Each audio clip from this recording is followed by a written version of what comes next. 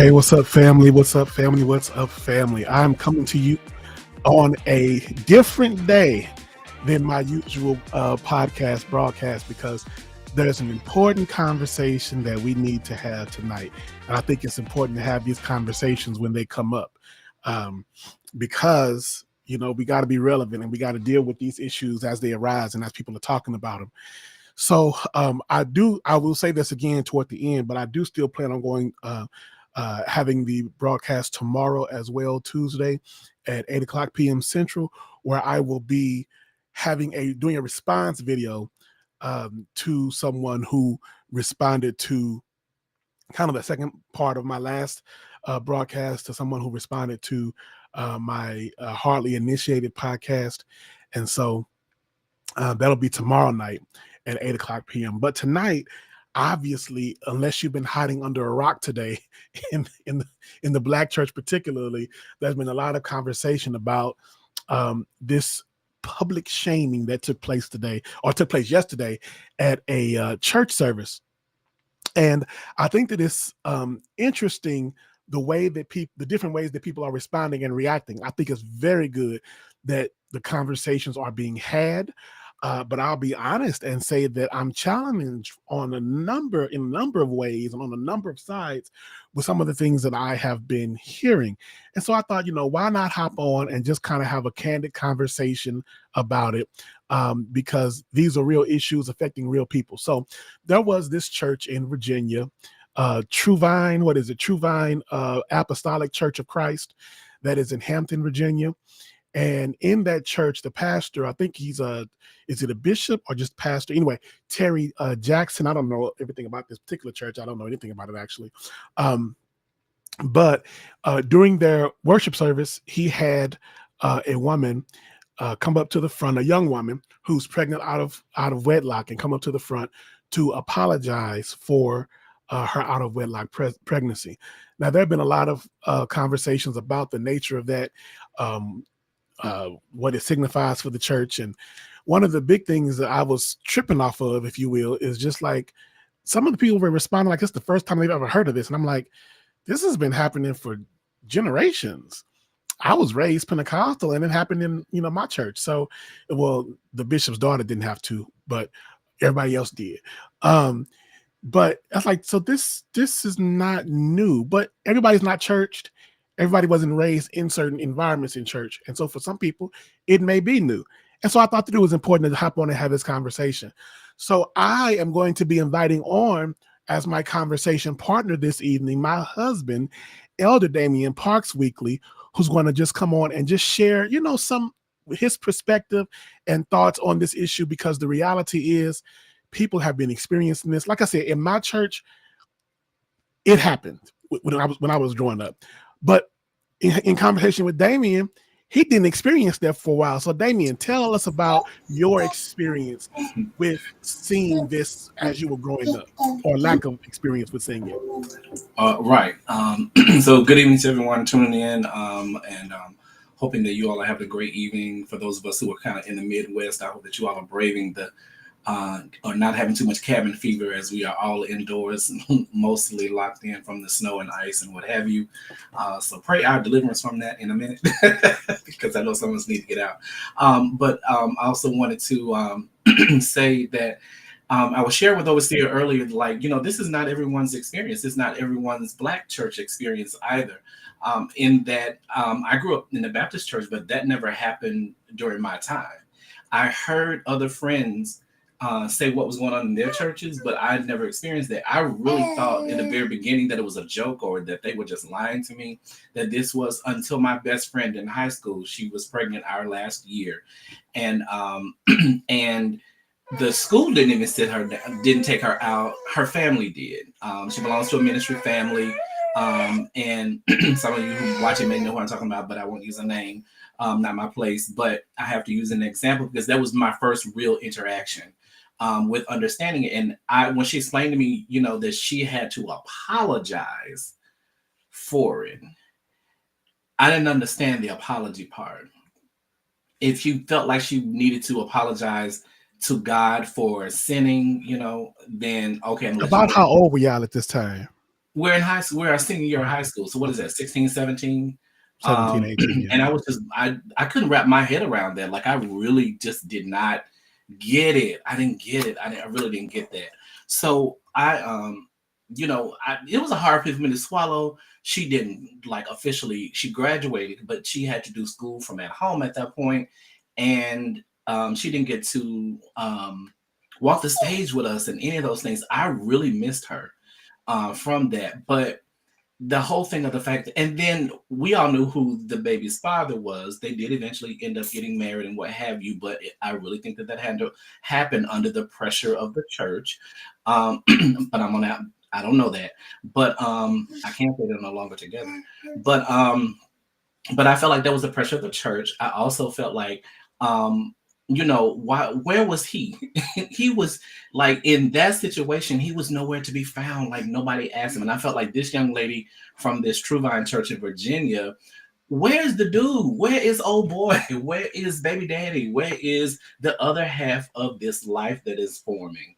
And I'm, women just okay, I have so much to say, but I'm gonna let you. There is a lot to say about it, isn't it? And it's like, how do I even formulate this in a way that I'm really telling a good narrative rather than just like getting all of this out because there's so much in me to say about it.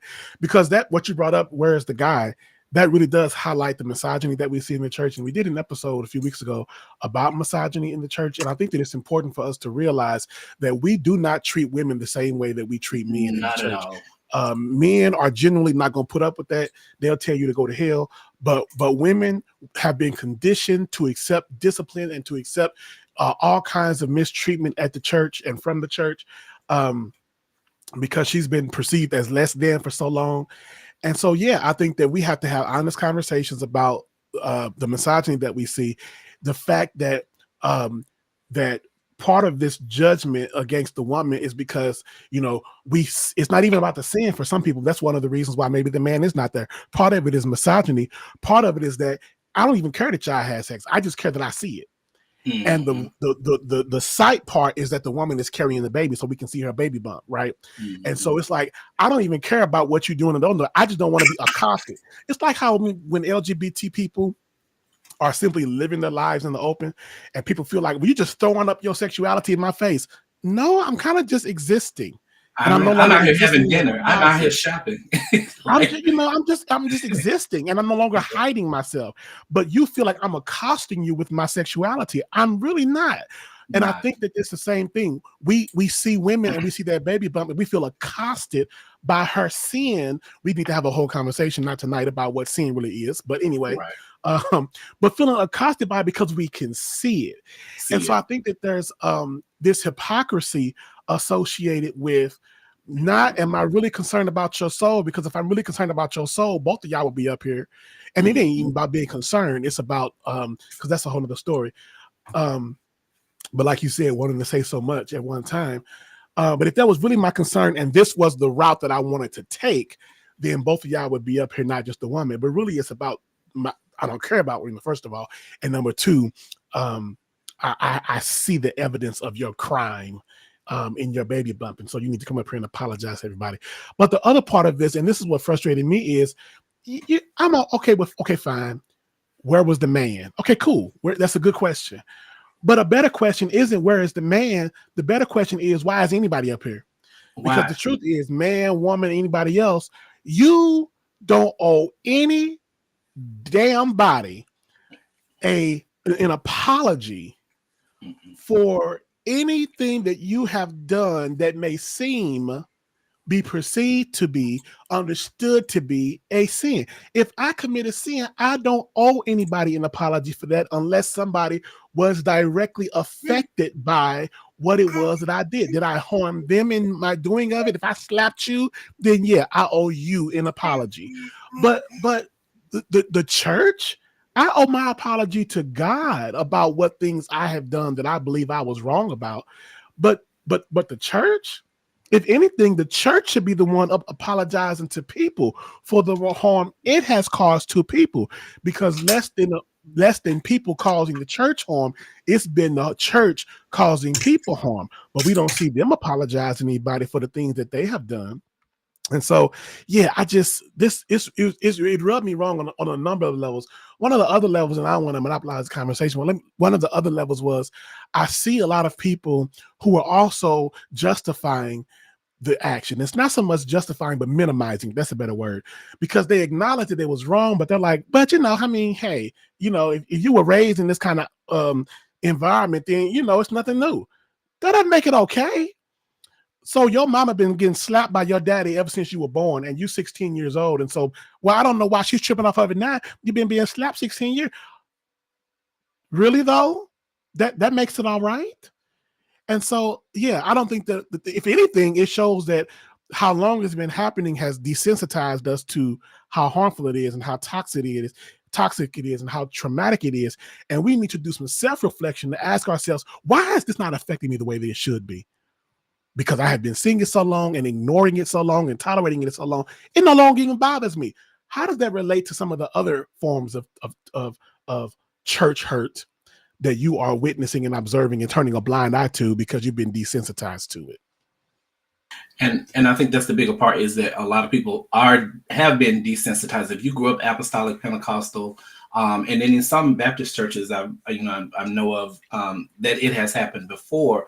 I we were also desensitized to slavery at one point, or desensitized to women being property. And honestly, this looks like property to me, because we clearly, like, patriarchy and misogyny, the meter is going off. Like, it's not even a red flag anymore. It's an alarm, it's an alert, it's red, it's right here.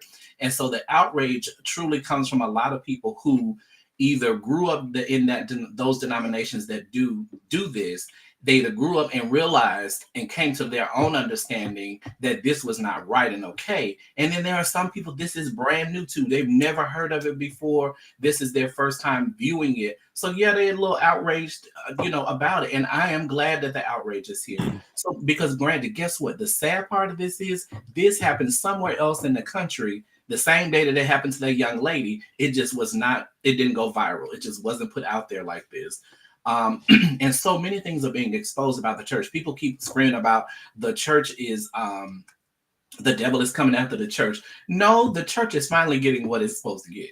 So its days of reckoning are here, because the church is not without blame and not without blemish. Simply because there are so many things, and especially things towards women. We won't even get on the other parts of the spectrum, but just towards women, period. Like, so how far back do you want to go in biblical days? Do you want to be owned as property? Do you want to be connected to a man who has 5 other wives and 6 concubines, and it was okay during that time? Like, how, so to try to skirt over it, justify it. And even if this is one of the things that I say to a lot of people, because I realize it in my own family on both sides, just because Nana and them, Mima, grandma, granny, whatever, big mom and them, just because that's what they did and that's how they grew up, did not make it right and okay. They did not do everything right. They messed up a lot. Just like our parents' generations messed up, we're making mistakes as well. But the thing of it is for us to learn from the generations before. We're not going to do that this way. And there is nothing biblical about this young lady having to stand up in the church and apologize to the church. The church is not the one who's going to be up at night changing this baby's diapers or taking on the full responsibility of the raising of the child. And then for him to stand up there and deny them having a baby shower. Now, mind you, I'm not glorifying the premarital sex, because we don't even know if this is somebody that she was in a relationship or not. So I'm not glorifying that. But the child is not the one at fault, and the child is going to need to be one to be taken care of. So I do hate that there are moments where it looks like that they're not accepting the outpour of people that are really trying to cash out her money, send stuff for the baby, and they're denying those things. But that's what, when someone said this before, like, that's what makes it look like it's a cult, because who wouldn't want the support? Why wouldn't you want her to have the support? The church is only going to be good to do so much. So why would the support? So that's because I hate her. They say love the sin and hate the sin. I hate her sin more than I love her. Mm-hmm. And really, which it's means not you even, really don't love her honestly, at all. you don't really love her. And it's really not even about hating her sin. You just love yourself and your own Yeah. self-righteousness, because it always makes you feel good to have somebody else that you can beat up on. This is just Yeah. the schoolhouse bully behind the pulpit. This is just the schoolhouse bully version of doing church and having church. I want to put up, while I'm talking, a link that if anybody wants to actually come on and have this conversation with us, I believe very strongly in having conversation. And so if you have some thoughts that you would like to share, then you certainly feel free to go to that link, talk.faitevolution.show, talk.faitevolution.show, because we do want to hear from you. But I'll just say, on the point you mentioned earlier, I lift up my baby while I'm talking so we can say hi to Cameron. Hey. So, but on the point of this, you brought up this thing about outrage. Can I just talk for just a second about outrage? Sure. And this is why I get in trouble. See, I get in trouble from people on all sides, because I believe in holding everybody accountable for doing better, starting with myself, right? But this idea of everybody being outraged, I want the right people to be outraged. And what do I mean by that? How are you outraged by this young woman being shamed in the church, but your church does it too? They just didn't do it that Sunday. Or how are you outraged by them shaming this woman, but your church every third Sunday, the pastor is saying something behind the pulpit that's shaming the LGBTQ plus people? Or what about if you go to a church that believes in demonic oppression and divine healing, stuff like that, which the sanctuary believes, right? But the way they believe it, the way they practice it, is that if somebody is disabled, they believe that if somebody has ADD or ADHD, or somebody has a bipolar, that they think that they're possessed by a demon and they're trying to exorcise the demon from the person. We've seen there was years ago, a child actually died in church by having that type of thing taking place. And I think the child was autistic. And so you go to a church that doesn't understand mental health and doesn't understand health, and so it's treating these things in that way. But you're so outraged here. And so I'm like, to me, check yourself first. Am I actually building up the houses, the churches that are doing this in a different direction? Perhaps it's not toward women, but it's towards somebody else. And so I'm like, use all that outrage, use all that energy, and direct it at your own church that you haven't criticized, even though they shame people week after week. And so it bothers me that we have our picks and chooses of who deserves respect, of who deserves honor, but we don't mind them just absolutely destroying the lives of LGBTQ plus people, or whoever else you might say. It bothers me that we're so self-righteous and holy on this issue, but we don't apply that same principle. I'm not asking you to have special favorites or anything, but just apply the same standard.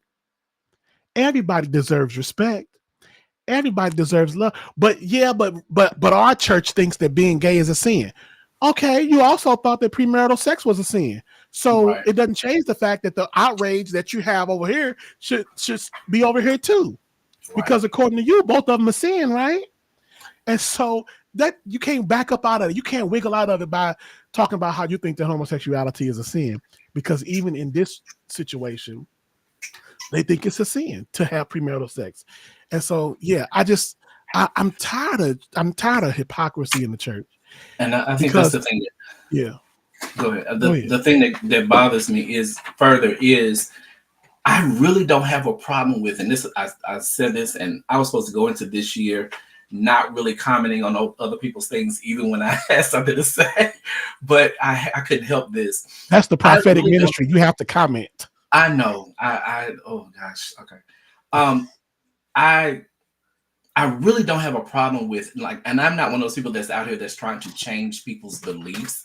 Like, to me, and also a lot of times, like, preaching from the pulpit doesn't help people change a belief.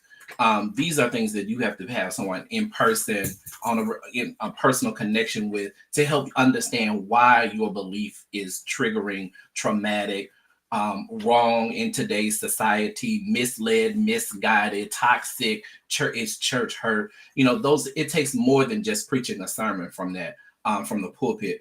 But my thing of, nobody's trying to change the fact that the women had on skirts at this particular church. Since that's what we're talking about. The women had on skirts. Most of the time, they all had on a dolly or something on their heads. The women were sitting on one side and the men were sitting on the other. Like the whole thing just screamed misogyny and patriarchy. And so just the environment, like just existing in the environment was toxic. You're not going to tell me it's not toxic. It may be what you're used to, but just that defined line was absolutely toxic. So then that leads me to believe that there's nothing like, it's one of those things where, okay, the women can't walk across a pulpit. They can't wear pants. Like, are we really still here? Like, and ladies, I've got to say this. If it were not for you all, no church in the land Tell would the truth, exist. shame the devil. Y'all have a power, like I'm gonna be a little bit candid for a second. In most of the world, y'all talk about how women are women, and you got something that's powerful. Well, okay, I don't know about that. Don't really care, but but the one thing that I know in churchdom, churches cannot exist without women. You all make up usually 70 to 80% of the congregation. So you talk about the purse strings. I mean, it's not just a money thing, but just your existence in there. And then you hold little to no power in that. Why would you keep subjecting to yourself that minimizes you and places you as a third, fourth, and fifth class citizen? And don't keep going back to me with the scripture about he that findeth a woman findeth a good thing. I think that's a good thing. I also think that a man that findeth a man is a good thing, but that's a whole other topic. We'll talk about that later.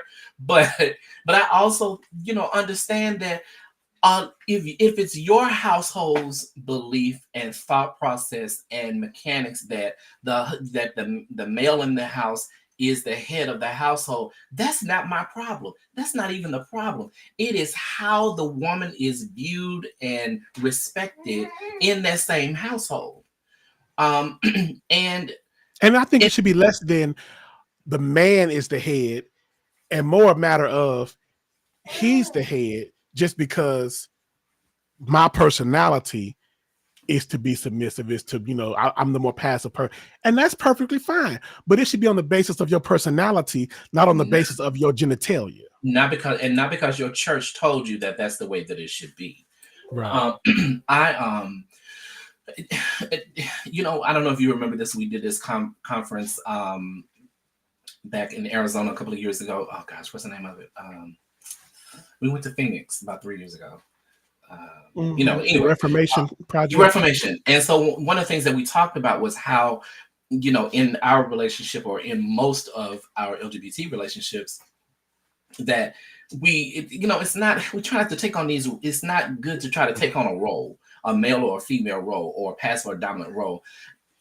How we operate in a household should feed off of personality, what likes and dislikes of said individuals. If you're a more submissive person and your person is a little bit more I don't want to say authoritative, but a little bit more assertive or whatever, then okay, cool. Then that's how it should happen. Not because, again, of genitalia. Not because, because now it's the woman's fault to stand up in the church. And I still say, where is the man? It's 2025.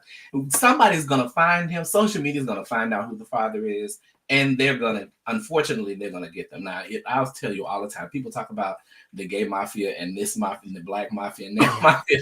The social media mafia is going to find this guy.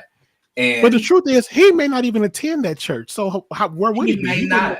Yeah. He may not, but they're going to find him.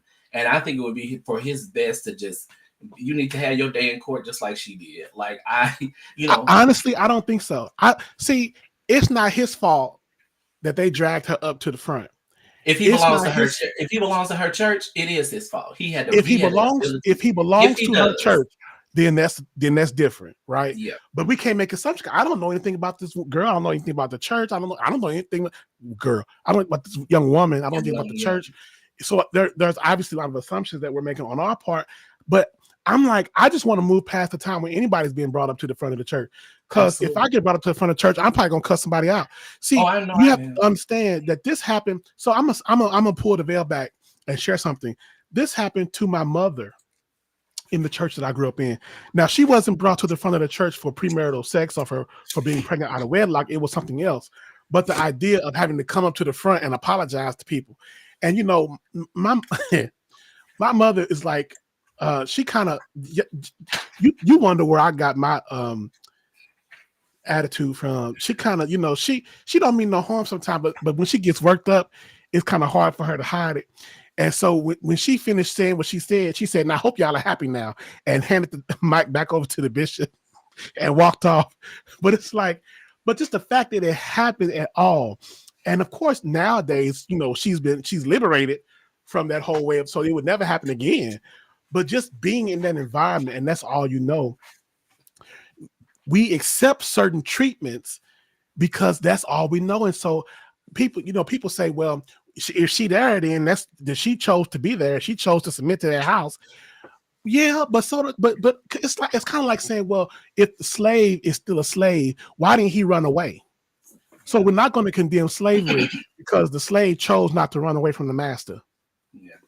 And in a lot of cases, the people don't, you hate to say it because you don't want them to sound ignorant, but they really don't know any better because this is the culture that they grew up in. And in their minds and in their immediate community, when it's centered around their religion or their spirituality, this is what's done. And so I get it, but that's why people refer to it as a cult. And I used to have an aversion to saying that about churches, but honestly, I don't anymore because they have very much cultish appeal. Like they really do have a lot of cultish things that happen. And this is one of, like I said, so it didn't help. So now the church in question is also in so many days of prayer this week. And so they went live yesterday and today was uh, day 2 of prayer. And I just kind of skimmed through their Facebook page and noticed that most of their comment sections was like 19, 20, maybe up to about 100 comments per service that they broadcast. The last 2 days, today's was over 3,000 comments on their Facebook Live because people were not having it. At first, I was like, "Y'all, this is not okay." Now, but honestly, there was a part of me that was like, it needed to be done. I know a lot of people will say like, well, and I know there's a lot of quiet supporters out there. There were some people who were making comments. A lot of young women and older women who made comments like, "I grew up this way. I guess I don't really see it." And the word desensitized did come up in some of those conversations. But some of the things that they were saying to the church, and they were pointing out things that I had already noticed in the building, the division of the women with skirts down, the dollies on their heads, and what have you. Um, and so it was just, I don't know. It was just crazy. My heart goes out. I hate that. I hate this for the church. Can you imagine being a member of the church and now your church is under this scrutiny for existing the way that they exist? And I my heart goes out for that. But Stop letting my baby cry. No, I'm kidding. I know my heart goes out for that. But at the same time, it shouldn't have it look like, don't, let's not blame this on the devil. So that's what here's what we're not gonna do. We're not gonna blame this one on the devil because it's not. What it should do for me if I were a member is to question, is there some validity to this? Because this is deep, this is serious, this is a lot. And let's maybe I need to reassess this. But the problem is that the majority of the men, let's just face it, the men, the church is driven by the men. They'll get together and there won't be a woman anywhere in the conversation about it to share something, that's a little bit more today sensitive towards women. Like this is before, like, do you even want women to vote? Like, this is still a real old age mentality and what have you, about women existing in church. It absolutely is. And it's in terms of the public outlash against backlash against the church. You know, I it's interesting because I come up from two different sides, right? Because I am a part of the church at the same time that I am a critic of the church on many ways and in many ways. And some people think I'm judgmental about the church. I love the church. I just want the church to grow up. Um, but I'm also a part of the church, right? And so I don't want to see a church getting lambasted and getting, getting they butts handed to them. But at the same time, I also know that if we did it to ourselves, right? And so I think that it's okay for us to hold one another accountable. I hate that it happens publicly, but there's no way around that in social media. You chose to live stream your church service where you knew this woman was about to be humiliated. And then so you get to live stream backlash. And my thing is like, deal with it, right? And then also I feel bad because while we're all having conversations about this on an intellectual level, on a theological level, on a whatever philosophical level, right? Let's also remember that these are not just topics and issues. These are people. There's a young woman now who has gone viral. Her personal, sensitive story is now known to the whole world, right? And while we're forming opinions and sharing opinions and going live and sharing the Facebook posts and sharing images and things like that, there's still a woman attached to this who's innocent. She ain't innocent. She has it. I said she's innocent.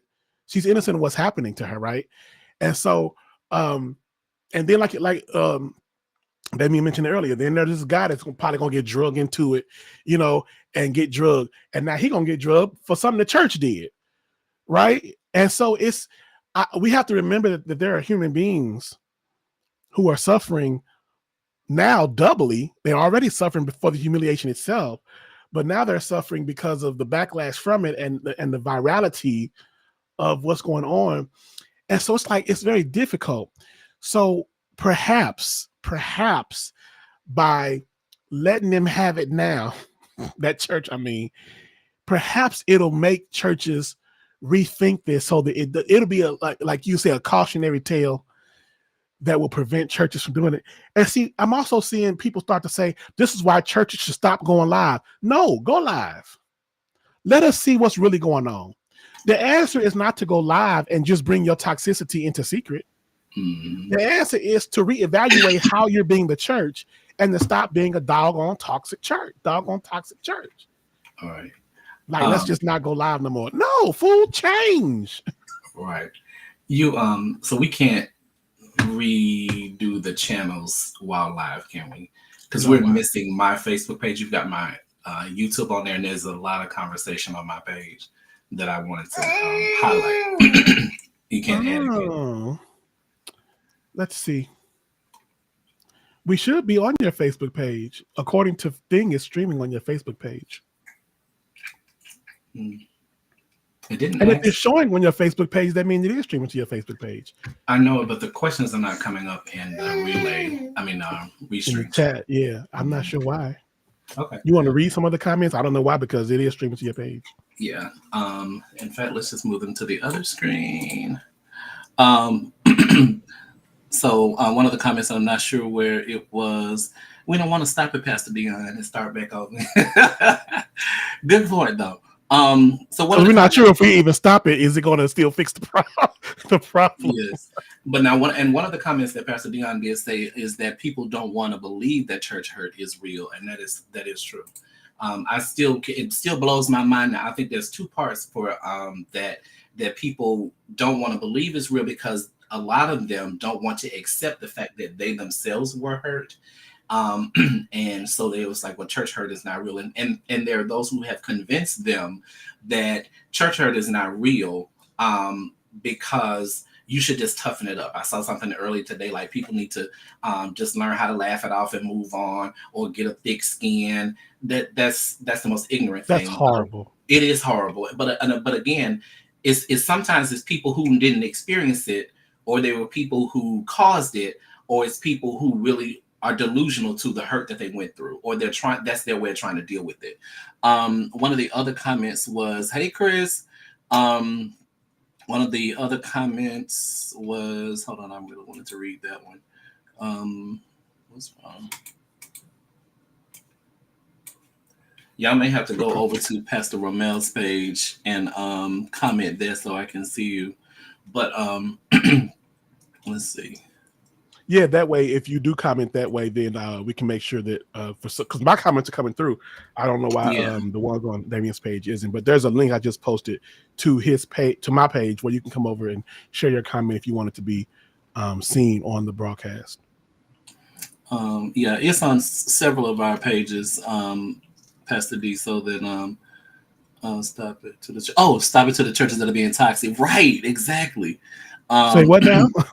Stop it to be. She was saying stop it to the churches that that are being toxic, which is we wish. Oh, right, yeah. Pastor Dion was saying that the churches that are being toxic are the ones that need to stop it. Correct. Gotcha. Gotcha. So why can't I see the other? Oh wait, is this one of those things where I can? Well, let me just read some of the comments. So Yeah, because I can't see my own so, stuff. Angela says, I have never been treated. This is heartbreaking. I have never been treated just as a man. Think if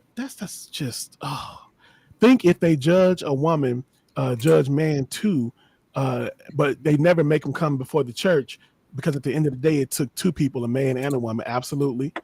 Which lets you know it's not about the sin. It's about the woman, and we like being able to treat women any kind of way. And it's about the sight. I see your sin, or we gonna see your sin when you start showing. And so I don't really give a dang on about whether or not I think your activity was moral or not. Because if that were the issue, the man would be up there too. If I thought it was immoral, it's just the fact of me being able to happen to see this. Keisha said, "Yes, Lord, cussing ministry indeed." I know, girl. See, God help me, but sometimes you got to cuss because language is sometimes inadequate. See, you can be clinical about stuff, but sometimes we need to stop being so clinical in the church and be raw and be real and let the emotional part of what we're saying come across. And sometimes language that people consider to be profane or profanity helps to get that across. And so I don't want people to, how dare you be a pastor and cuss? No, sometimes we need to cuss. They said some things in the Bible that was like, oh, did he really just say that? But that's how we know half of y'all don't actually read the Bible. But they said things in the Bible that have you clutching your pearls too. See, the church is too holy to be effective. Mm-hmm. And when I say holy, I don't mean the Bible's version of holy. I mean the church version of religious. Holy. Too holy, too religious to be effective, because you won't actually have real conversation and actually show that you care, because you too busy trying to be clinical and trying to keep everything tight. Sometimes you got to just be raw. And I believe that the people who need to hear it the most will respect more of what you have to say if you can just have a real conversation without having to dress every doggone thing up. Somebody ought to cuss on her behalf. Somebody ought to be angry on her behalf. Right. So, yeah. So bless you, Keisha. Yes. So one of the what was it? I think it was Marie. Yeah, Marie said, "Don't touch this table," huh? So that was the other part of the video where I think she like backed up towards the communion table or whatever, and he told her, "Don't touch the table." What?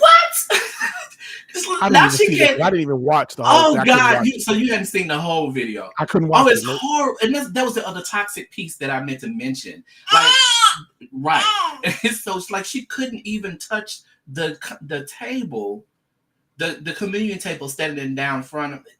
It was just so unchrist-like. This is not Christianity. This is not true Christianity. This is not what Jesus intended in order to ostracize. He welcomed the outsiders, but the people, y'all ostracizing the outsiders and the people inside of the church.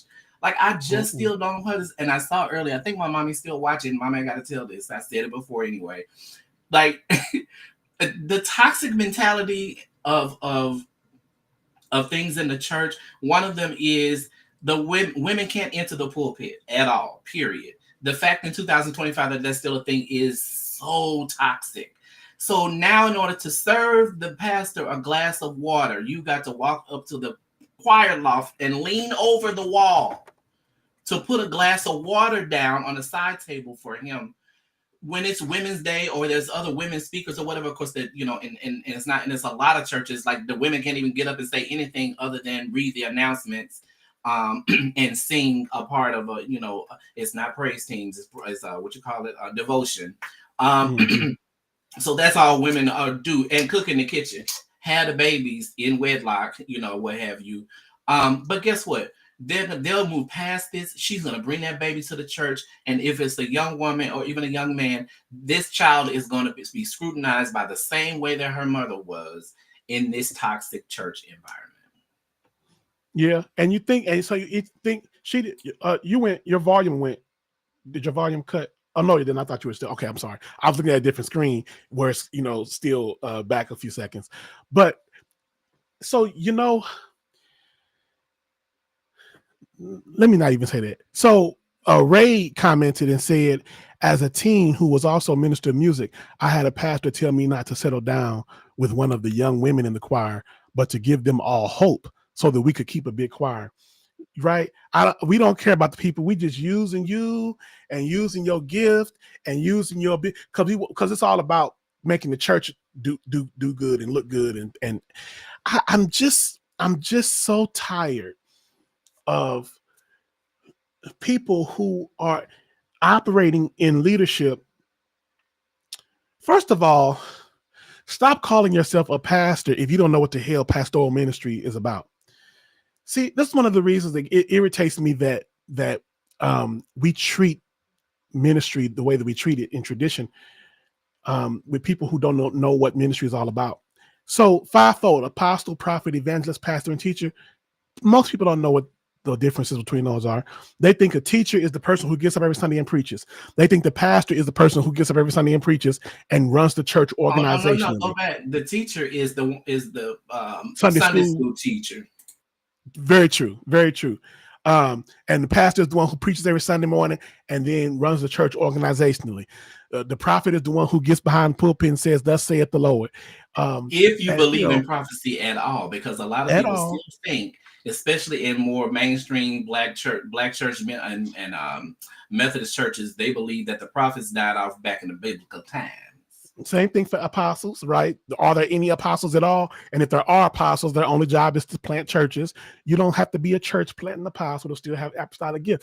And so eventually all this stuff. And so I really hate that the leader of a church is called the pastor. I hate that, because that is not biblically what the function of a pastor is. You can have a leader of a church who is an apostle, who is a prophet, who is an evangelist, who is a pastor, or who is a teacher, right? That doesn't mean that every leader of a congregation is a pastor necessarily. A pastor is a person, Jesus taught, God said about giving them pastors after his own heart. A pastor is a person who has a heart for people, compassion, who walks alongside them. A pastor is a shepherd. The shepherd is not shepherding from up in the house. The shepherd is out there in the field with the sheep.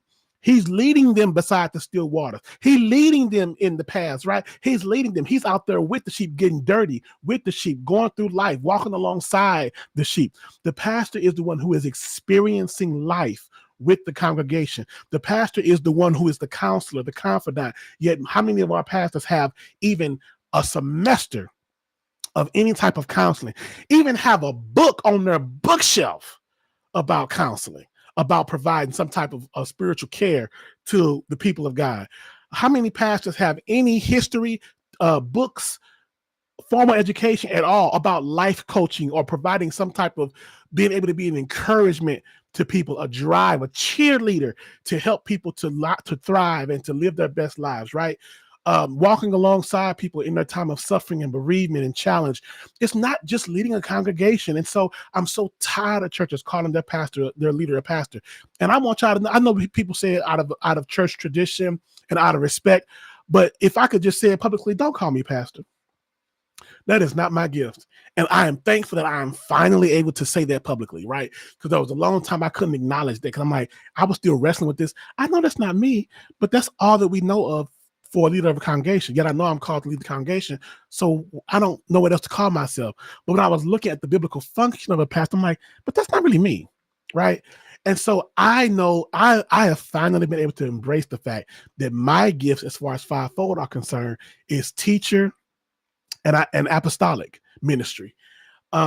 Pastoral ministry is not my gift. Evangelistic ministry is not my gift. Prophetic ministry is not my gift. And I'm now able to actually say that and own that. But I just want people to stop calling themselves pastor because they lead a congregation when you don't even have a heart for your own self, let alone for anybody else. And so these people who we call pastor, I just that's not what pastoral ministry is. If anything, a real pastor would have walked up and grabbed that microphone before the girl could have got to it and said, no, we're not going to do this today. A real pastor, but while she was walking up there to get the mic, when they called her up there, would have ran up there and grabbed it before she got to it. No, because the real pastor, as a shepherd, defends the sheep against the wolves. I don't care if the wolf is in the pulpit or not, because that's my job as a shepherd, is to defend this flock, to defend those that God has committed to my care and my keeping. So I'm not the one harming the sheep. I'm the one defending the sheep against these wolves that we call bishop and pastor and apostle and prophet and all the other kind of stuff. I'm just so over tradition, the way tradition has organized the church and giving people these titles when it does not in any way describe your ministry, your gift, or your area of special concern. Maybe you have an apostolic ministry that you need to focus on, because pastoring certainly ain't it. That's just my opinion. And it's not. Listen, that was a whole summer right there. I love it. Teaching, really. And I think that's the other thing too, is that people are afraid because they've been conditioned and brainwashed to believe that they shouldn't question their spiritual leader, or that they shouldn't question the actions of their spiritual leader. And so when, and don't get me wrong, I'm not saying that every spiritual leader has to go to seminary, but a lot of them either didn't go to seminary, or they just have no real certification, training, no biblical study, didn't even take an online course. And it's not that I don't believe that a lot of them weren't called to ministry, but I believe that a lot of so-called what we consider mainstream, a lot of them missed their calling by becoming spiritual leaders, like really over people. This is not your lane. There may be some other things that in ministry you're called to do as a minister, but you're not called to lead over these people, because it's either your nervousness and your fear when in the back of your head, when you really know that you don't know how to do people, you're always angry, upset, and aggressive with people, or either you bleeding all over the people. You have so much going on personally that you can't get a hold of your own stuff for bleeding over the people. And not to say that every spiritual leader has to have it figured out and not have anything major going on, because that's not the case. But really assess. And and especially in the Black community, like if you're called a minister, they instantly think that you're supposed to be a pastor. That's a mistake, y'all. Every minister is not a pastor. And as time goes along, I agree with you. Lynn Baker said that formal training really is needed. It really is needed. It may not always be obtainable, and it may not always be a desire. But I do think that in today's term, in 2025, if you are called to ministry, a lot of times, especially in the Black community, we couldn't afford to go to seminary, or there was no safe place to go to seminary. And so, yeah, I do think it is very much needed. I'm going to be transparent between us. So, like, guess who went kicking and screaming to seminary? The man on the other side of this screen. But what I will say is that in him going, he was already a scholar. He was already a studier of the Bible, a student of the Bible. And that's the part that I appreciated. And his mom tells this story about when he was young. I can't remember, 12, 13, something like that. You could see him at the dining room table after school, at the dining room table, with not just the Bible, but with other books to support what it is that he was looking up and researching. And you can't even get these people to do that. You can't get them to look up and just read. When I hear that anybody that's in ministry still believes, even no matter how you feel about homosexuality, if you're still running out here still believing that Sodom and Gomorrah had anything to do with being gay or homosexuality, I don't want to hear nothing you have to say at all. you could be right about the next 5 things, but that first thing, I really don't give a damn after that. Excuse me. I really don't care after that because that's basic. It's in the first book of the Bible, and it should have been one of the first things that you test after the whole Adam and Eve situation, especially. But it should be one of the first things that you should test as a Christian. It had nothing to do with that, and that's the whole other thing. We won't go into that. But and if you're one of the people that's looking with a question mark on top of your head, hit us up on the side.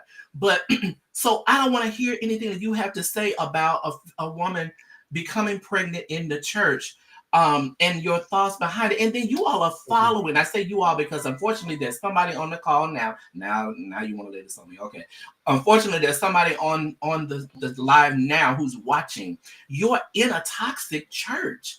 Ladies, you're in a toxic place that doesn't even acknowledge you, or and it's not enough for Mother's Day. It's not okay. It's not enough for just to give you a little spot on Women's Day or whatever. None of those things are enough. And I'm not even venturing into the whole thing of women being called ministry, because that's another conversation that we need to have, and need to have it continuously. But let's just say you aren't even called to ministry, but you do have a word from God. God poured out his spirit on all flesh. You don't have to have a title in order to share a message from the Lord or something. We'll quote that all the time, but then won't let the women actually use the spirit that he's supposedly poured out. I do. I have watched women share something with a spiritual leader that God gave them, and watch said spiritual leader get up and preach about it. Like, you took her sermon. Are you for real? She couldn't give it, apparently. She couldn't give it, but he could have waited until we got to that day where women are allowed to speak.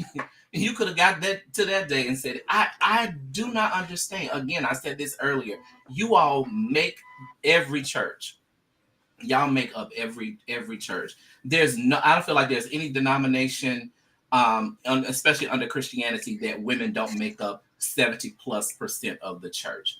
And so the fact that you all tolerate the things that you're tolerating, and stop trying to drag me back to the Bible about how, because if that's the case, then let's go back to slavery. We ain't going back, but you can't stop cherry picking how women should be treated. And it breaks my heart to watch a woman justify misogyny and patriarchy. That breaks me. Oh, that breaks me. So because they've been conditioned to believe it. Yes, it is. It's an internal. You talk about internalized homophobia. This is internalized misogyny and patriarchy. And women are just as bad, and some very dogmatic. But I realize that now I'm messing with your safety zone. I'm messing with what you know, and you don't know how to exist outside of that. Because not only do you have to change if you're married, now you got to get the mentality of your husband to change as well. And it doesn't mean that God is any less for you. It doesn't mean that you're any less dedicated to the church. To simply want to be respected and received as an individual. Take away gender. As an individual, I honestly, my prayer is that the young lady who got married, who got pregnant out of wedlock, who couldn't touch the communion table while she was up, quote unquote, repenting. First of all, y'all don't know what repent is. Repent is not about me apologizing or asking God to forgive me. Repent is about a state of mind of change. And guess what? Her mind was not changed. She was embarrassed. She was hurt. She was a whole lot of things. So repent that's another thing behind Sodom and Gomorrah. Y'all don't know what repent is. Repent is not about me apologizing or asking God or saying to God, I'm sorry. That's not what. And shame is not a fruit of the spirit. So this idea that somehow we're doing the work of God by shaming people is absolutely anti-Christ. It's not who he was. If anything, Jesus spared people. He saved people he saved, let's talk women specifically. He saved women from the mob. And here's the Right. problem. I guarantee you there were women in that mob too that Absolutely. had stones in their hand about to strike that woman down. But guess Absolutely. what? Jesus saved the woman from a mob of men and women. And so, Mhm. why can't we be people who save people from religious mobs rather than people who participate in the mob because our stuff wasn't found out? Just because she had to carry her baby bump doesn't mean that your stuff we don't know about or that it don't exist. And so, what I fear for people is that Jesus talked about judge not lest ye be judged. He talked about the same measure that you judge, it shall be meted back to you. I think that what's going to wind up happening is the people who are trying to shame other people, your stuff it's gonna come around. You reap what you sow. Whatsoever a man soweth, that shall he also reap. And so you're gonna want grace when your stuff come around, right? But yet here in this situation, because of this woman who clearly has no power in the church, right? And so she's a marginalized. She's on the margins of the church. She's a weak woman in terms of not having authority in her church, and so she's an easy target. But we're gonna find out what happens when your stuff come to light, Bishop. Right. When your stuff come to light, Pastor, Reverend, Doctor. And why is it that in these apostolic Pentecostal backwoods churches, and I'm gonna say backwood, I don't care whether you apostolic Pentecostal in New York, your mentality is backwood. I'm just gonna say what I'm gonna say at this point. But your mentality is backwood. But where are the other sins? Why is a woman being pregnant out of wedlock the one that y'all put on display? What about the rest that y'all do find out? But it's the whole ignorant vision of it. It's because we can physically see, we know you're not married, and we physically can see that you're pregnant. So you physically see the bumps and bruises and black eyes on another woman in the church, and y'all know that her husband is beating the hell out of her at home, but y'all don't bring him to the forefront to call him out. Mm-hmm. Or Help bring me him to the understand. forefront to beat the hell out of him. How about that part? And Exactly. Y'all listen, want to stone somebody. and then they deny her a baby shower, which lets you know again, you don't care about her or this baby. And Nope. probably most of them probably voted for Trump because they've been conditioned to want to be pro-life because they use the pro-life issue as a form of manipulating people's support. And so they pro-life, but don't care about the baby. He is Pro-life, determined to but get all somebody. you care about is her being pregnant. But when as soon as the pregnancy happens, then as soon as the birth happens, you disappear, and so you don't Right. even want to support this baby. I don't care what the circumstances were; the baby's not a Right. sin, and so now you deny her the ability to have a baby shower. Well, we can't celebrate sin. A baby shower is not celebrating sin. When have you went to a baby shower of a married woman, and somebody was like, "Yeah, we in here to celebrate. Y'all had sex." Well, it wasn't a sin. Yeah, but a baby shower is not to celebrate sex in marriage or out of marriage. It's about Right. helping to support the parents in providing resources for the raising of this child. And so they let you know right there, they don't care about this woman. They don't care about No. that baby. All they No. care about is their judgmental ass doctrine. I was going to And say excuse upholding me church for cussing doctrine. again, but I'm just saying, Is, all you care is, about is doctrine and looking good and having somebody to beat up on.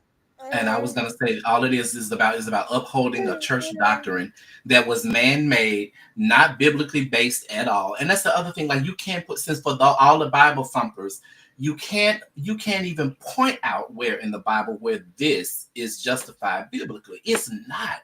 It is not. It is a toxic religious culture It's that a has stoning it, without a physical rock. It's just a stoning. it's a stoning. And so yes, like where are these people going to be? So if not a baby shower in order to garner things, because I'm not in this young woman's finances or anything like that. And I really hate it because now what and I'm not saying she's not smart, but a smart thing what to do over the last 2 days is thousands of people were trying to send her a cash app. Like they almost broke the girl cash app. And from what I understand, the cash apps were being returned. If old girl really wasn't brainwashed like she was in this situation, She could have took the coin, moved her and her baby. But I realized, that's an extreme thing. But there was a window out. Do you know how many young girls who could have taken that and really moved to a better life for her and her baby? Like that really could happen. I hate that she couldn't do it. And that's why I say the same thing for those of us who have choices, who can do better about what kind of church we belong to. You have the choice. Listen, I'm not even, as much as I'm sitting here wearing this, and I still and will forever stand the sanctuary. I'm not trying to talk you into just coming to the sanctuary wherever you are, and if you are here in St. Louis, if you belong to a religious organization, I don't care, church ministry, even a music ministry that has toxic behavior and support something like this, run away. Don't spend. You just got into 2025. We're on the sixth day of 2025. It's still not too late for you to change the church. I'm not telling you not to go to church. I would that you go to a virtual church and attend somewhere else that isn't going to keep feeding into this toxic behavior. And we're going to keep calling it out. Nobody's taking it anymore. Women are not going to be continue to be subjected to misogyny and patriarchy. And overseer says this all the time. It's really not women's responsibility to fix it. But ladies, you all have to stop standing for it. It's up to men to fix it. And no matter and men, is no matter your orientation, no matter whether you gay, straight, bi, or whatever, it's up to us to fix it. But ladies, you have to call it out. You have to and you have to recognize it yourself. You can't be 80 years old and don't realize this was some wrong stuff. This was real messed up. Yeah, grandma, it was messed up. We need to. And you dealt with it. You tolerated it. But okay, yeah. Fine. But love your child. Love your grandchild enough to not continue building these churches that are harming them. Yes. Yes. And I'm like a man who, all the misogyny, all the hyper masculinity that we see in the church. Even to the extent of toxic masculinity that we see in the church about men being men and men being aggressive and men being a protector. Well, then, damn it, stand up and protect. Where was her daddy? Right? Did you stand up and protect your daughter? Or even not if it's her physical child. Just men, period. Since you seem to be the one who's supposed to be the protector of the woman because she's so fragile that can't do anything for herself. All these men in the church, nobody protected her from this. No. Where were y'all sit? Where were y'all when she was being shamed and harmed? Because you don't see it as a form of harm, because we've been conditioned to accept spiritual and religious harm as normative and acceptable. But yet you're supposed to be a protector. Where is your masculinity when a woman actually needs it? She don't need your toxic masculinity when you say your body, my choice. She don't need your toxic masculinity when you go in the voting booth trying to take away her right to an abortion. What she needs your masculinity is to stand up behind that, to stand up in the church and defend her against this misogynistic power structure. Where's your manhood then? Where are your big balls then, dude? I get tired of men claiming to be men and yet don't stand up when they're needed the most. They stand up when it's easy. They stand up when it's consistent with the paradigm that empowers them. But you won't stand up and use your power and your privilege. And I say the same thing to white people. I believe very strongly about holding people accountable in all areas of marginalization. So I come for men about misogyny. I come for white people about racism. I come for straight people about homophobia. I come for cis people about transphobia. We got to do better. It's not okay to use our privilege only when it's in a way that bolsters our privilege. We need to be using our privilege to tear down the very systems that have privileged us in the first place. So yes, women, mob up and leave these churches. But how about some of you men grow some and leave them too? You should be leaving them too. Where are the women's allies? And why are y'all still present in these spaces? There were men there who probably disagreed with what happened, but nobody said anything. Maybe you didn't want to interrupt the service. God's not the author of confusion. Okay, fine. Say something afterwards. Have you said something yet? And it's been 24 hours? Probably not. and you probably won't. And it bothers me that people, when it comes to like sexuality or homophobia or not sexuality or misogyny, we'll have these conversations at our in our homes around the dinner table, but we won't have them where they're needed the most. And so it's like, so you stand up and talk about how bad it is, but yet you're right there and you're letting it happen. I don't need a silent ally. I don't need a closeted ally. What I need is somebody who actually cares enough about me to put their own self at risk, their own position at risk, their own title at risk in order to stand up for something and actually believe in something strong enough to actually take a stand, to actually have a position. Well, that's his house. And somebody said that earlier today. Well, his house, his rules. First of all, it's God's house. Second, and it's God's rules. Second of all, so I asked the question. I said, so if he took a switch and commenced to beating her in front of the church, is it still his house, his rules? We just think that anything can go on because if she didn't like it, she could leave the church. Y'all don't understand this whole idea of what is it called? I forget what they call it. The syndrome where you begin to empathize, if you will, with your captor, with your oppressor, right?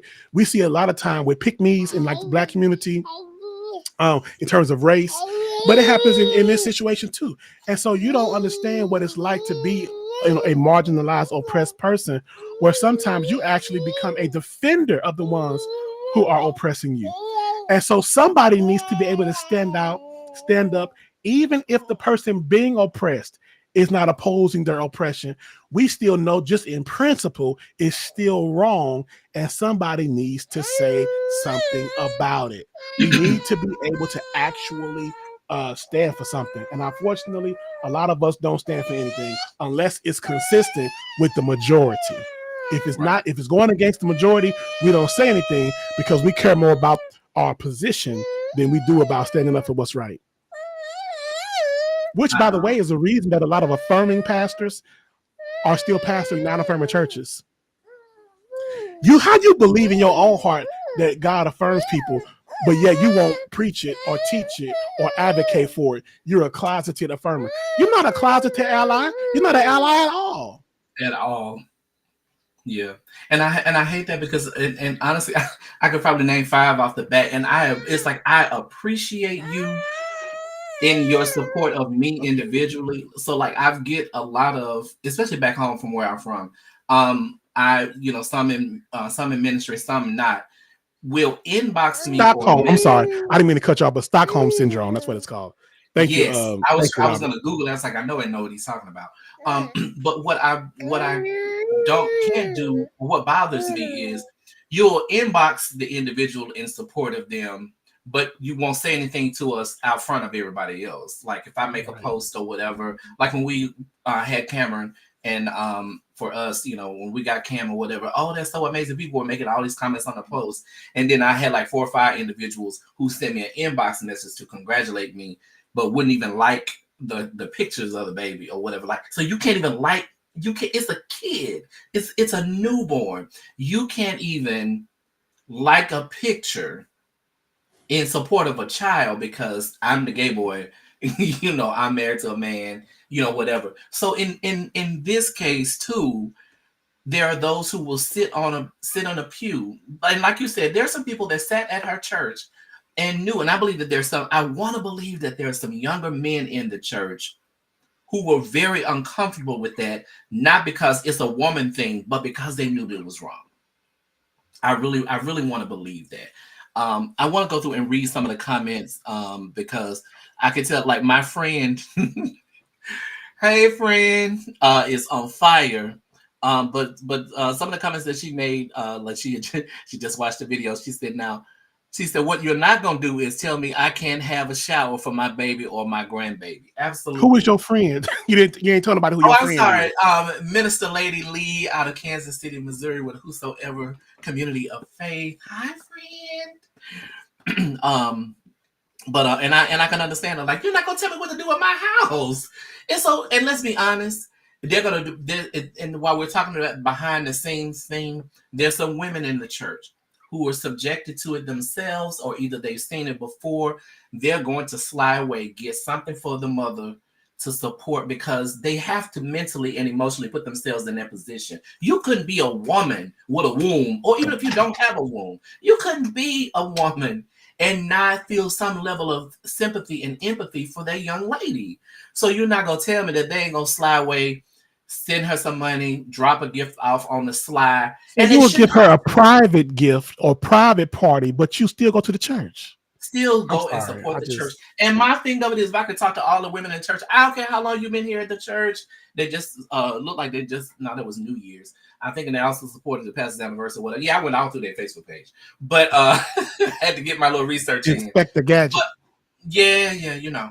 Um, but I had to do all my little research. But I went through there and I was like, if the women just got up and protested, if they just went and had service of their own at somebody's house, that church would shut down. It would. Do you hear It me? really would. It really would. Screw the deacon boards, pardon me. Forget the deacon board and the pastor. If y'all just band together to support each other, like, use this as a catalyst. Since now your church has gone viral across the world, use this as an opportunity. I wish that I know they're not, but I wish that they would get together and say that. I still want to read some of the others because mine are still not populating up on our restream here. So when we were talking about leaving the church, somebody said run fast. Let's see. Let me see. Okay, so Robert, just a few minutes ago, Robert Harvey said, Alice Walker challenges us to align to womanism, and it means we must sacrifice our proximities to power by sustaining it. Let's see. Before you go on to another comment, let me just say something about that. Yeah. Now, notice that he said womanism and not feminism. Why does womanism exist? Womanism exists because feminism, which should have covered everything, was dealing with women's rights, but it was only doing it through the lens of whiteness.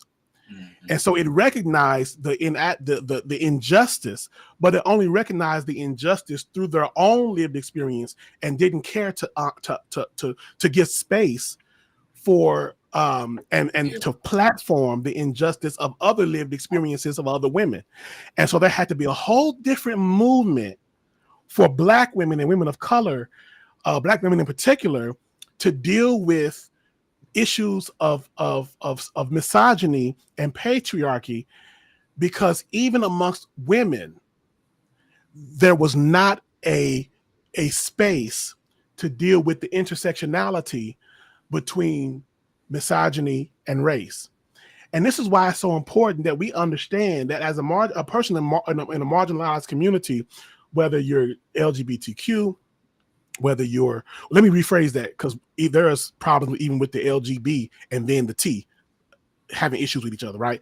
So whether you're LGB, I couldn't even say B because there are people who don't even believe the B exists. So whether you are LG, whether you are B, whether you are T, there still has to be a recognition that there are other forms of oppression too. Just because it's not your story doesn't mean that it's the only story, that it doesn't matter. Right? Why are Black people homophobic? Why are women racist? Why, you know what I'm saying?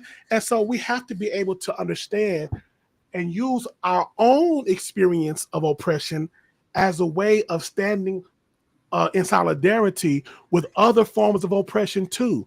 There should not have to have been a need for a womanist movement, because there should have been an acknowledgement amongst white women that the Black female experience also has its own particularity and have been given space for that. We see the same thing in the LGBT community. I mentioned earlier about how LGs don't even, some of them don't even believe that bisexuality exists.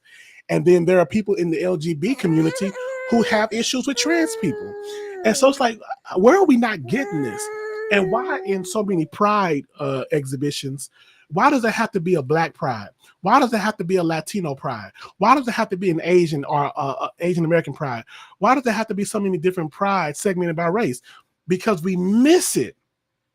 The main pride, the mainstream pride, usually doesn't platform at least not to a significant enough degree, people of color and their particular lived experiences. And so there has to be all these different prides that actually hold up and honor the lived experience of people who happen to, yes, be LGBTQ plus, but also Black, but also, but also Latino.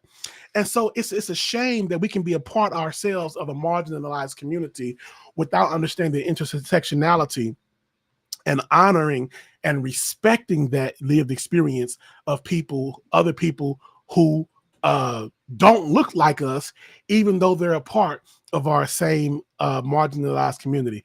We just, it's sad because it's like we want so much to have a better experience. We want so much, thank you. We want so much to have a better experience for ourselves, but yet we don't want to try to build a better experience for other people, even if they're a part of our same community, like women. Y'all all women, but you're only going to seek the white female advancement. You're all LGBTQ, but you're not going to stand for trans people. It's just sad that our own marginalization hasn't made us empathetic to the lived experience of other groups of people. That's really tragic.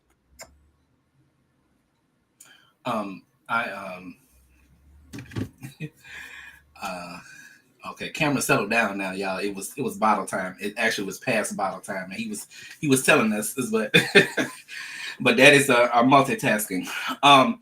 And yes, I think, which is why for me, the tail end of what you just said, which is why to me that, ladies, it's important for you. It's up to men to correct patriarchy and misogyny, but it is up to you all to continue to call it out, to continue to bring recognition to it. So that, because let's just be honest, even those of us who are gay and might be a little bit more enlightened and what have you in some areas, there are still some things that just biological, like as men, just like there's whiteness, there's maleness. And there's some things that we're not always tuned into because this is how we were brought up. So I'm saying to you, like for me, as a man, as a male, point out some stuff to me and say, well, now let me and back up. Do not, now those of you who got this problem with us holding the door open for you and all that kind of stuff, girl, that's not about a male or female thing. I'm just trying to be kind and nice to you. Your ass can open the door for me next. Now save all of that. We're talking about sensible things here that are on topic. Stay on topic, okay? But it's up to you all because it's gonna happen. I'm like, no, honey, y'all going a little bit too further over. Believe me, you can hold it open for me all day long if you want to, but just out of normal. But I mean, that was a very small example, but I'm just saying, like, out of maleness, there are some things that we may not recognize, and it is up to you to point out that, hey, here's one of those moments. And personally, I want to hear them so that I can still correct and move forward. And just like in anything, you still have to give time and space for it. Now, if I keep repeating a behavior and you done told me 5 times, that's another question.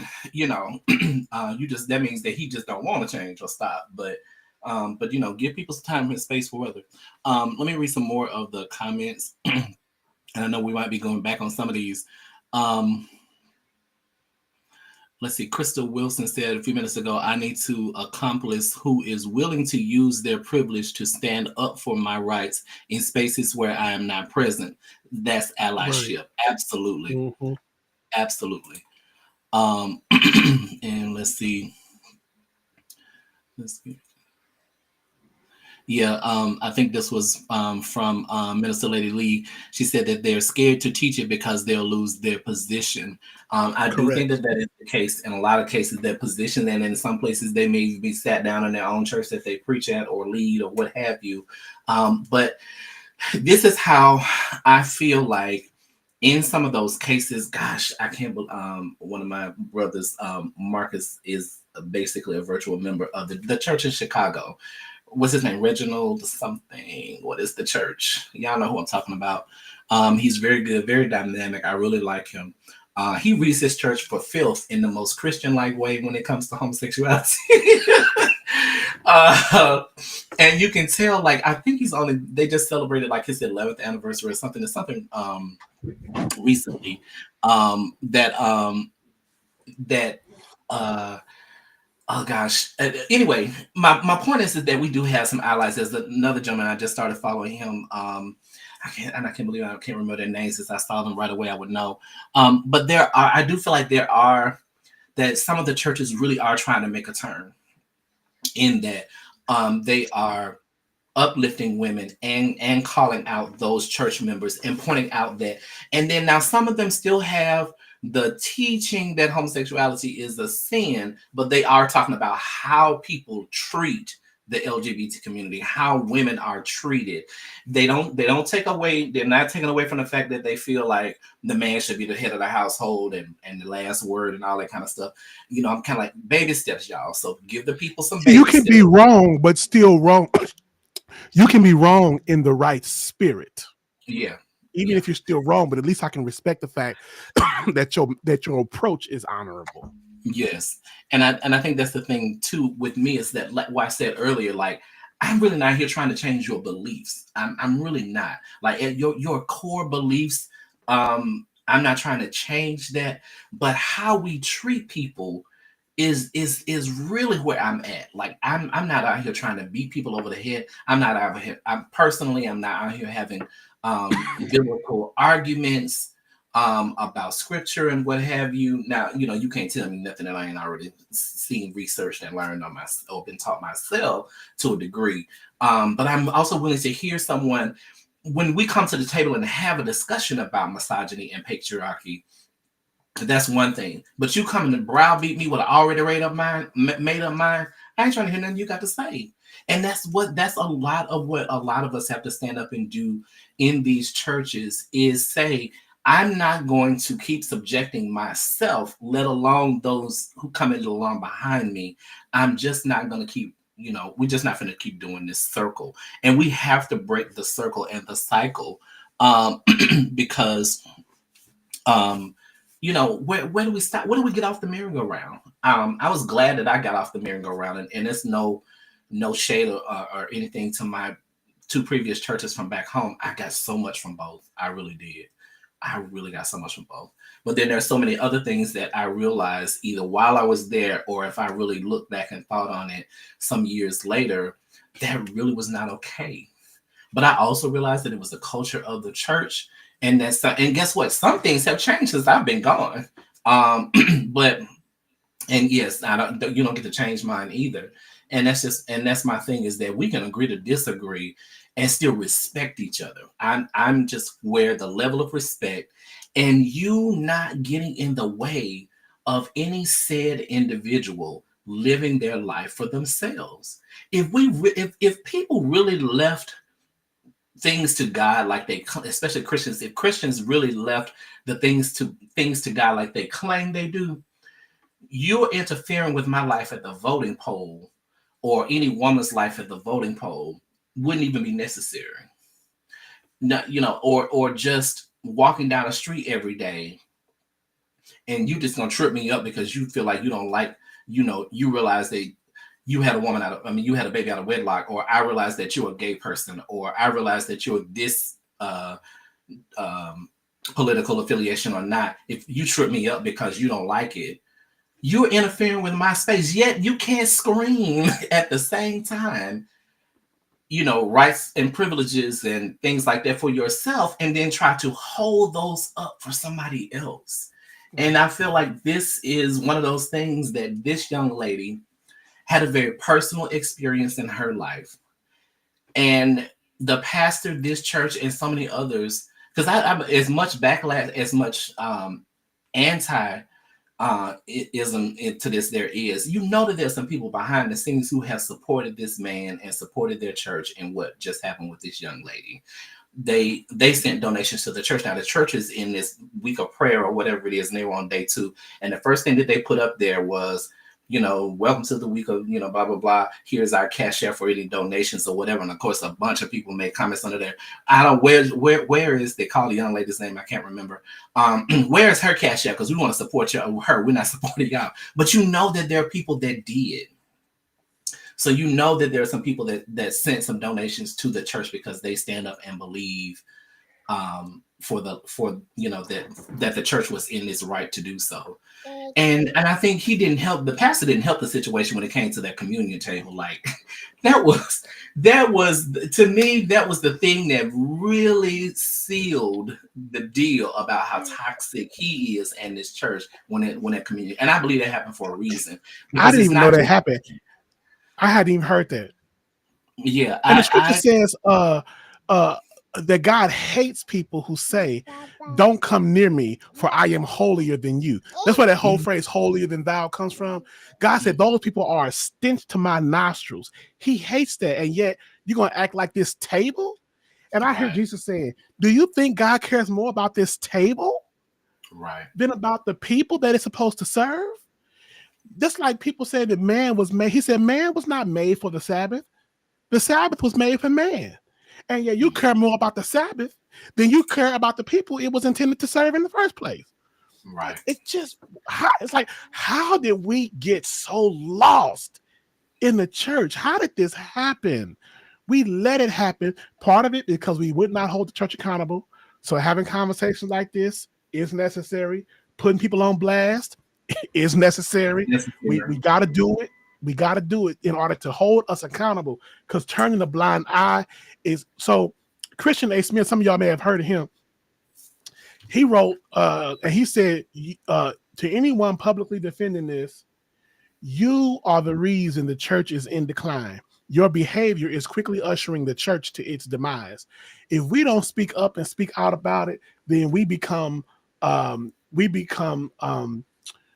what's the word? Anyway, it becomes our shame as well and not just theirs.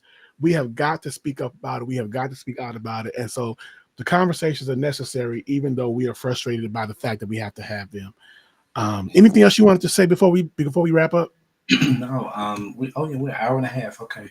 No, I'm really and truly, like, I am curious to see how this is all. I mean, it'll probably just die down and go away, and then we'll be on to the next viral thing anyway. But I am glad. I'm sorry. I'm not, I have some friends of mine who are, I love y'all, but y'all too churchy for your own good. Like, you're not, you just, I love you, but you're churchy. You're not, let me not question your spiritual levels, but I feel like there's a growth for all of us. There's more growth for all of us spiritually and really what Christianity looks like. But you can't be such a slave. You can't be such a slave to the church and religion and not really be the Christian that you claim to be. So you can't be more concerned about, the image of the church, and they're really going to go through so much, blah, blah, blah. But you ain't said nothing about the young lady. You're concerned about the likes and loves of the church. The church is going to be fine because those people that are part of their congregation, they're really not going to go anywhere. They already, most of this type of church already that has the mentality of it's us against the world. So, they stick together. Now, what I'll give them is they're going to stick together like glue, like that whole, some of us, we have some moments of like, we ain't seen you in 9 months. We didn't even know you were still a member. I didn't know you were still alive.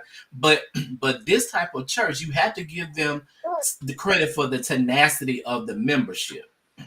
That you have to give them the tenacity for. But that church is going to be fine. So let's not be so sensitive about the church itself and not be sensitive, because the hurt is the young woman. The church is going to be fine as a whole. They're going to unfortunately, the pastor going to still keep pastoring in their way and what they consider pastor looks like, bishop, whatever he was. Oh God, that's a whole other thing. Like, if you're a bishop, what other churches are you over that you are pushing this narrative to as well? Like, it's crazy to me. But I will say this. We know, many of us know several other situations throughout the country that are similar to this. And it is up to us to have these conversations, all those things out, and at the same time still be able to maintain God and where we are.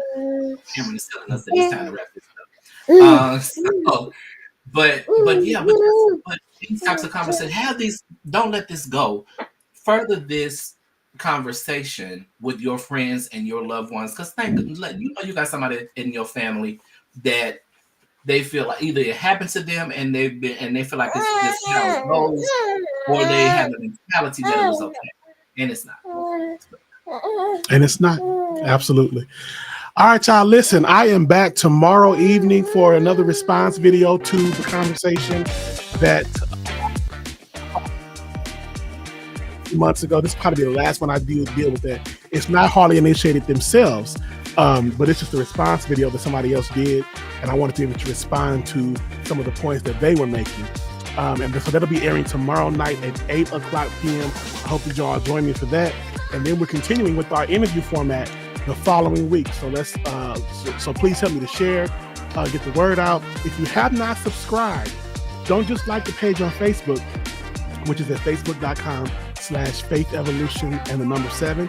But also please go over to YouTube and subscribe to the channel. youtube.com/the@faith-evolution and the number 7. youtube.com/the@faith-evolution7. And my personal YouTube account, which was showing this a moment ago, youtube.com/the@R Parks-Weekly. I'm challenging the church. I'm pushing us. I'm challenging us to try to do better.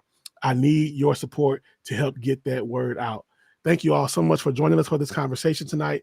We look forward to continuing the conversation in the coming months and in the coming weeks with your support and with your love.